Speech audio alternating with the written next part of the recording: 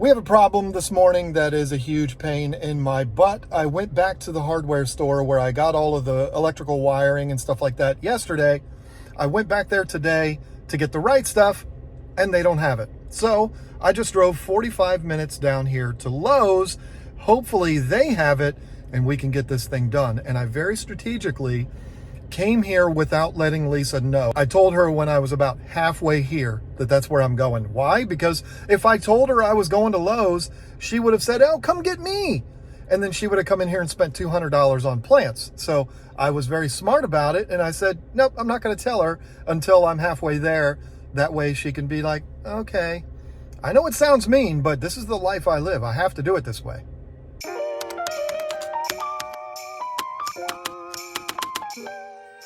Well, now I'm being sent on what you would call a wild goose chase. I've been to 2 places, nobody has the wire I need. Gonna try the third now, if I can find it. Well, I went to 4 different places looking for this wire. Nobody has it. So I guess I have no choice but to order it online and hope that I can find it somewhere there. You purposely did not tell me you were going to Lowe's because you didn't want me to buy plants. I know that's why you did that. And you know what? There are men in some countries that would go to jail for that. It's true. Yeah. It's called neglect. They'd go to jail with money in their pockets still because their wives didn't spend all of the money on plants. And you're right. I absolutely went without telling you because of that reason. That's just mean. It's not mean, it's smart. It's economically smart. It's mean. You have enough plants. Look at all of the plants. You have a problem. The first part of admitting you have a problem is admitting you have a problem. Isn't that how the saying goes? I don't know, but I really don't have a problem because plants are good for you. So's money.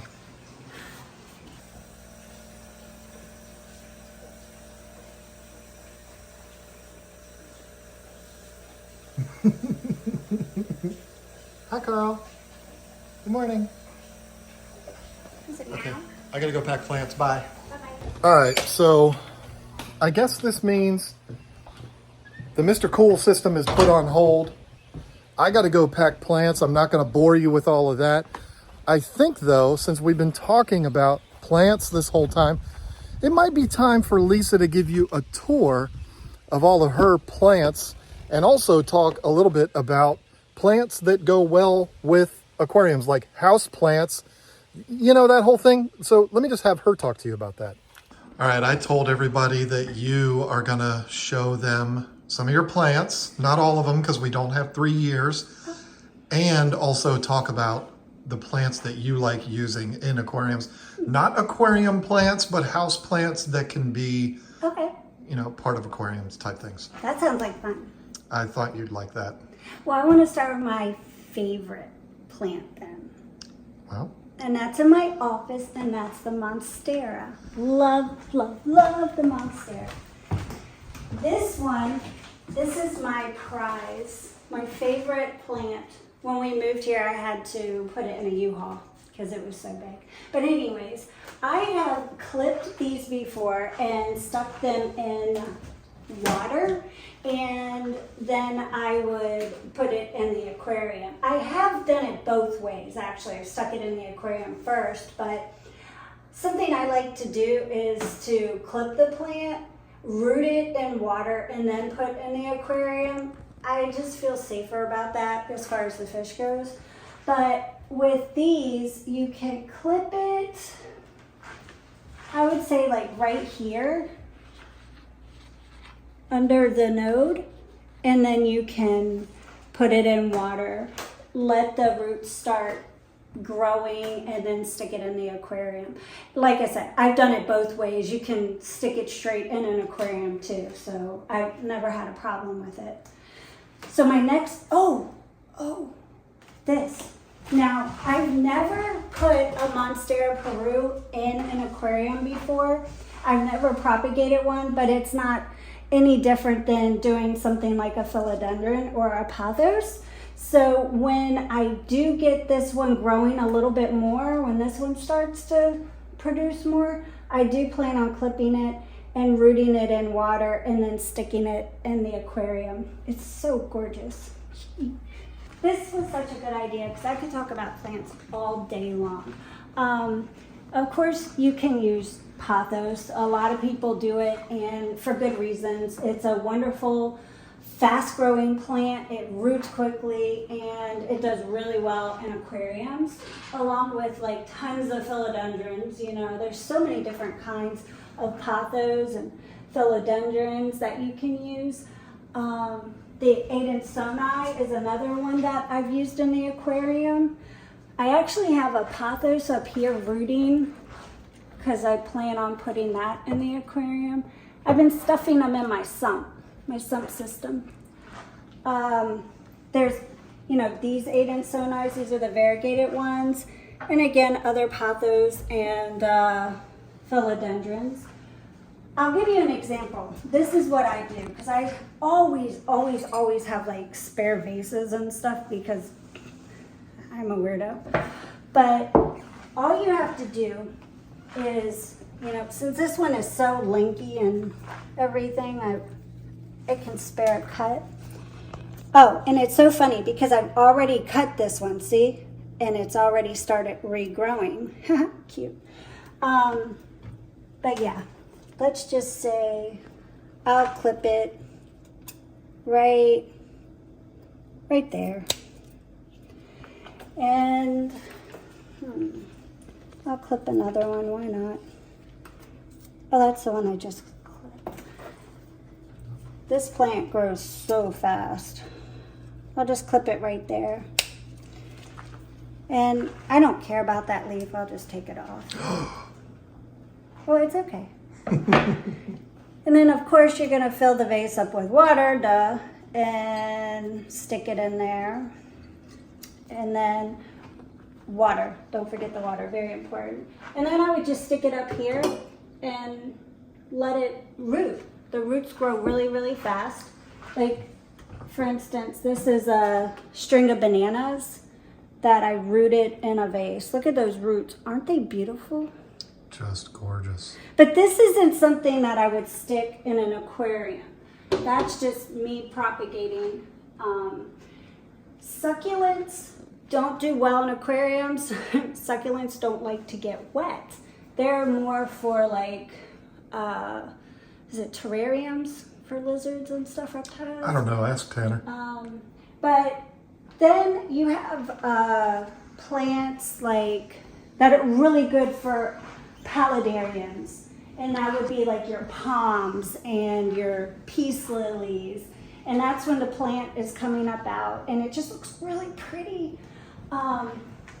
This is another plant that I've used. John actually broke it, and I did no such thing. You broke it? Because see what happens is it starts to grow off the wall and then he'll like run into it or something and it falls and breaks. And I've rooted one and stuck it in my sump system. I'll show you all of the ones I use in the plant room. But this is a Rhapsodora tetrasperma. Yeah. Story of Lisa's life. If anything goes wrong, just blame John. Also, spider plants. I haven't used this yet in an aquarium, but I'm gonna try it. Of course, I'm gonna root it first. This thing, well, I'm not gonna tell you what I call it because it's not appropriate, but I'm actually rooting one right now. Don't mind my dishes, I didn't do them today, I've been working all day. So. But I use a little chain to hold it so I can put a bunch of them in there. But see how it's rooting?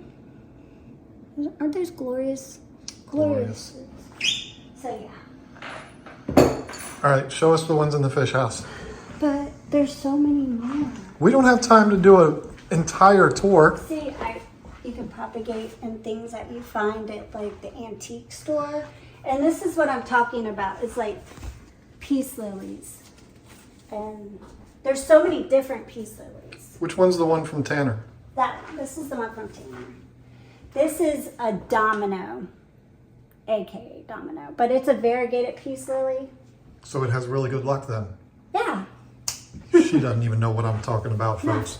No. Anybody that gets that reference, put it in the comments down below. Okay, so this special story about this. This is the pothos plant that was at KGTropicals. It's an original plant. It needs to be repotted. I'm kind of embarrassed by how bad it looks, but this came from KGTropicals, the fish store, and I've kept it alive for a little over 10 years.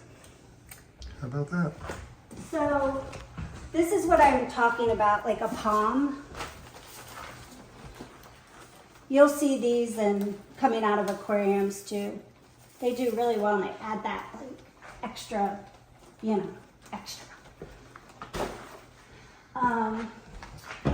More philodendrons, more pothos. Oh, here's Gloria. Are we bothering you, Roxy? This is my constellation, my Thai constellation, Monstera. I named her Gloria because she's glorious. And right now I have her in this. I water her from the bottom. Ooh, look at those roots. I need to repot her. And let's see, I've propagated some, what's the proper word? I'm probably not going to say this right. Anthuriums. But yeah, I'll probably put this in one of my fish tanks too after it roots real good. Like not all the way down in it, like, just the roots so that's sticking out, like a palm would. I don't recommend you do it. Wait and see what happens with mine first. So, but yeah, you can use Cebu Blue. Those are beautiful. And then the Micans, that's another philodendron. I haven't used the String of Hearts yet, but I don't see why, if it's just roots, why it couldn't stick out. I'll have to give that a try. I'll let you know. Like I said, root it in the water and then put the roots that you grow in a vase, after they've grown in the vase, then stick it in your aquarium. I just feel better about that. I want to share a special something that I did. It's not aquarium related, but it was just a little project. I thought it would be a lot of fun. We have like a woodpecker, and it comes and it just pecks, and it puts holes in our sycamore tree. So I stuffed it with soil and threw some whatchamacallits in there. Yeah, those are the best kind, the whatchamacallits. Yeah. Again, another brain tip. No, not what am I thinking? Jasper's gonna help. You know what? I'm not a gardener. They're pretty though. Are they pretty, Jasper? Yeah.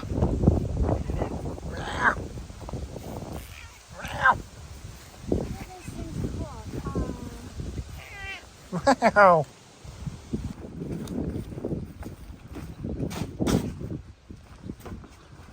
Well, I guess I'll start off with showing you the tank that has the Monstera sticking out of it. This has the Monstera, and it has a couple different pothos coming out of it.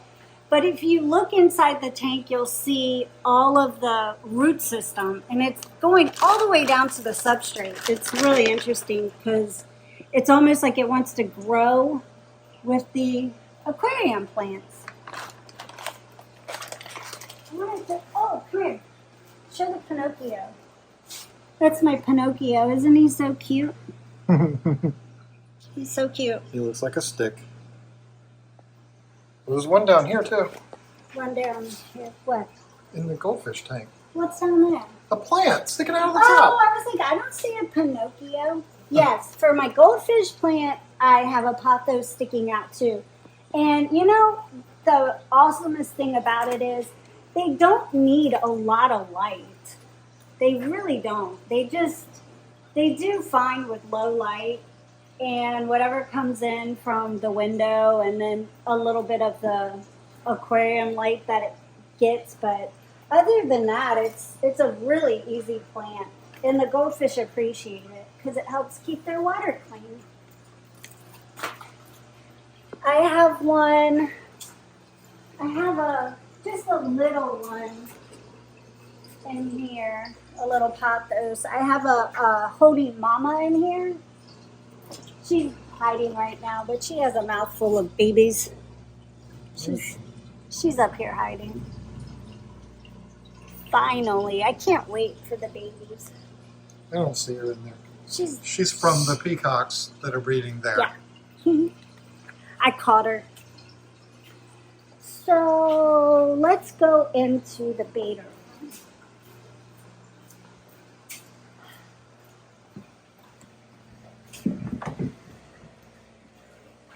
I have plants that I've started propagating in here. This is a pothos. That's a philodendron. You know, some people say pothos. I say pothos, whatever. Beta. Yeah, well, whatever. But they're really easy to just root. Doesn't take any time. And then once they're rooted, stick them in your aquarium. I have another anthurium or whatever. I'm not sure if I said it right, but I think it's called anthurium. But once I have things rooted, that's when I'm comfortable to put them in the sun system. And then it's cool because they grow and do their thing. Hey, the kitty. Huh? What? What? Say, and I'm a good girl. Me and Carl are good, and we don't ever eat any of the plants. They don't. They're awesome with the plants. But if you do have cats or dogs, definitely find out if the plants are pet friendly or not, because, you know, some of them can really be toxic. Ouch. What are you doing? You're so silly. Is it dinner time? Do you want meow meow? Look, she wants to be like Audrey Hepburn. You're such a silly girl. So this is the Tetrasperma or Rhapsody, whatever. It's the one that John broke. So I brought it in. I break all of them, I guess. I brought it in here and I attached it right here, but it's funny because it's growing it's growing up now and rooting into just look at that root. It's rooting right around there. It's holding on. Yeah. And then I got a few more like pothos in here, so that's doing really good. I put the pothos in here for the snails. They appreciate it. All 633,000 of them? And then some of these, again, just rooting. They're getting a little too bunched up in here. It's time to stick them in a fish tank. Another philodendron. I don't know. That might be all I have right now. Oh, that's it, huh? But I definitely want to get the Monstera Peru out here as soon as I can because I think they're beautiful. Again, you can use the Edenton, the Monsteras. Like I said, I just recommend you start them in a vase first. That way, you know, the part that's inside of the plant stem, you know, that might be what's toxic, you know, to the fish. It's probably not great for them. So, you know, get them rooted first. I'm not an expert. I just have learned, and this is what I've done. So I'm just sharing with you what I've done and what's worked for me. So, I mean, that's what I got. Y'all ask all the time, so I'm just kind of telling you what I got.